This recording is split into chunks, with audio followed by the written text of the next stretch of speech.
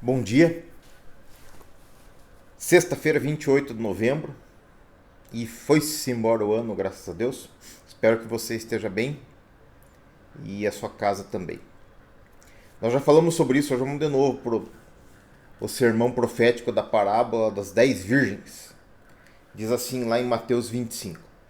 Então o reino dos céus será semelhante a 10 virgens, que tomando as suas lâmpadas, saíram ao encontro do esposo.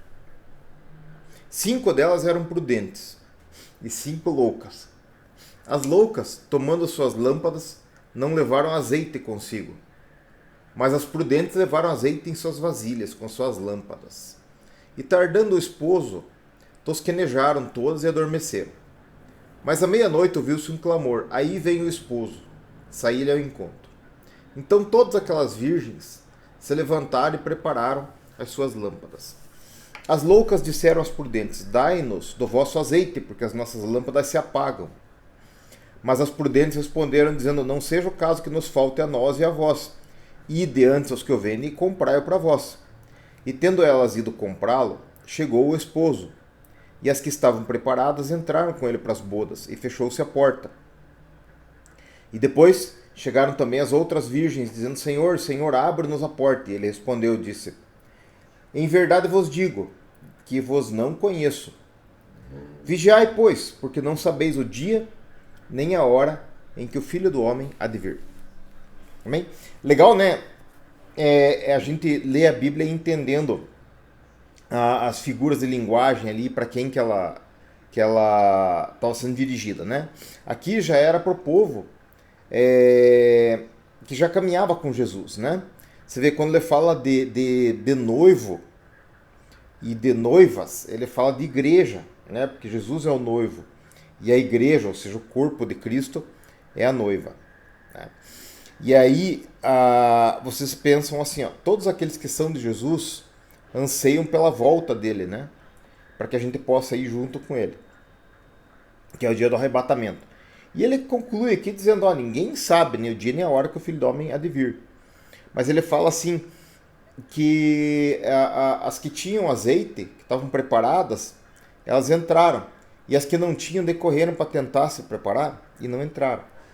Veja que ele não está falando aqui de ateu, tá? Não está falando aqui de outras religiões. Não, ele está falando de cristãos. Porque ele está falando de gente que estava esperando o noivo vir. Só que era gente que estava esperando o noivo vir e estava despreparado. Porque quando você fala de azeite, você fala do Espírito Santo, você fala de pureza, de preparação, né? E isso não é uma coisa que um padre, um pastor, um guru possa fazer por uma pessoa. Isso é uma responsabilidade pessoal. Nós é que temos que estar preparados para isso. Diz, Marco, mas e como é que eu faço? Nunca ninguém me ensinou. Bom, já assistiu nos meus videozinhos aqui que você tem que aceitar Jesus como teu Senhor e Salvador. É uma oração bem simples. Diz, Senhor, eu sou pecador e eu aceito que o Senhor seja Senhor e Salvador da minha vida, né? E segue a Ele, né? Toma a tua cruz e segue a Ele. Esse é o caminho para você receber perdão pelos teus pecados, né? E a justificação, para ser justo. E aí, a preparação é isso aí. Você está cada dia vivendo para Ele, a cada dia orando, louvando, buscando fazer as coisas da vontade do Senhor e tal. Para quê? Para estar semeando coisas no céu e para estar edificando a sua alma. Para quê? Porque chegar um dia em que o noivo aparecer, aí você não fique sem azeite, né? Dizer, meu Deus do céu, eu estou sem azeite. Porque eu penso assim, que todas essas coisas saltarão a nossa compreensão naqueles dias. O Espírito que vive em nós, que habita em nós, ele vai dizer, olha, é isso que está acontecendo, né? E esse encontro com o Senhor, ele pode ser no dia da sua morte, por exemplo, os que já foram, já estão preparados para o seu encontro com o Senhor, tanto se já estiverem no paraíso, como algumas interpretações falam, como se estiverem adormecidos aguardando o dia do Senhor. E eu já expliquei para vocês e isso não tem discussão. Se você liga o teu computador e acessa um negócio hoje e fica um ano sem ligar e liga de novo, ele vai estar exatamente de onde você parou, tá? Se a pessoa entra em coma, quando ela acorda, ela tá lá ainda, tá? Ela está exatamente onde ela parou. Então todos os que dormem, se for assim, para eles esse tempo não passou, tá? Eles vão exatamente estar Então tanto faz para os que dormem, se eles já estão com o Senhor no paraíso hoje, ou se eles estão adormecidos, como fala Paulo, né? Porque no momento do despertar deles, eles vão sentir como se tivessem dormido e acordado num estalar de dedos, assim. Então, isso que eu queria dizer. Mas o nosso encontro com o Senhor ele vem ou pela nossa morte ou pelo retorno do Senhor. E eu acho assim, tem um provérbio que diz: nunca falte óleo sobre tua cabeça e nem tuas vestiduras brancas, né? Então, a pureza, a conduta certa, o esforço para viver de forma correta, né? O esforço para conhecer a vontade do Senhor, lendo a Bíblia, né? E o esforço para viver essa vontade do Senhor a cada dia, e a renovação do espírito através da oração, através da leitura da palavra, através do louvor. Isso faz com que a gente vá renovando o nosso óleo, né? Tendo o nosso óleo cheinho ali, para a hora que ele vier a gente ter o óleo para ir, porque a porta vai abrir e daí quem não estiver preparado naquela hora vai olhar e dizer: agora eu quero entrar, mas não vai entrar, a porta vai estar fechada. E veja que ele está falando para igrejas aqui, né? Está falando para noivos, não está falando para gentios e pecadores e etc, gente que não está nem aí com ele, né? Esses vão ficar mesmo, não vão nem querer ir. Quando chegar o noivo não vão estar nem aí, porque não é noivo deles. Quem espera o noivo é a igreja. Quem espera a volta de Jesus são os cristãos, tá? Então ele está falando disso. Vocês, às vezes, se não tiverem óleo, vão ficar. E isso é muito legal, porque assim, você diz: puxa, mas é difícil. Difícil nada, gente. Difícil nada. Olha aqui, ó. A coisa é só uma decisão. Você tem que tomar a decisão e tem que seguir esse caminho, tá? E se você está vivo hoje, você ainda pode fazer essa opção. A cada dia que você acordar, tá? Que você puder falar e puder ouvir e puder ver, você ainda pode tomar essa decisão. E a cada dia, você que já tomou essa decisão, você pode estar fazendo as coisas certas, né? Para você estar renovando essa decisão, tá? Não negando a sua fé. E aí o que vai acontecer? Aí, por essa fé, nós temos que crer que na hora que ele voltar, a gente vai entrar pela porta, tá? A gente vai entrar pela porta e vai lá. Vamos ver lá o que tem pra frente, que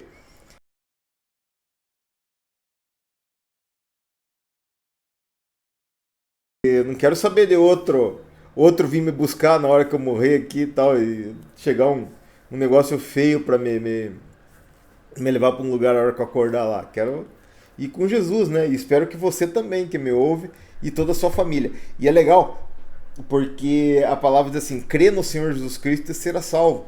Tu e tua casa será salvo. Não é que é automático, mas é que se você agir de uma forma em que você mostre para os teus filhos e netos que aquela é a conduta certa e que esse é o caminho, a verdade e a vida, aí eles vão acreditar nisso e vão olhar o seu exemplo. Agora, se você é um crente e você tem filhos e netos descrentes, aí eu recomendo que você faça uma análise da sua vida e veja onde que você está errando, porque você não está dando um bom exemplo, você não está levando ninguém junto com você e você não está mostrando para eles que esse é o caminho, né? Porque a palavra diz que pelos seus frutos conhecereis. Então você pode falar muito bonito, você pode se esforçar, mas se teus filhos e netos não estiverem seguindo esse caminho, tem uma coisa muito esquisita aí, tá? Você deveria rever seus caminhos e ver. Agora, se você consegue atrair seus filhos e netos para perto da palavra...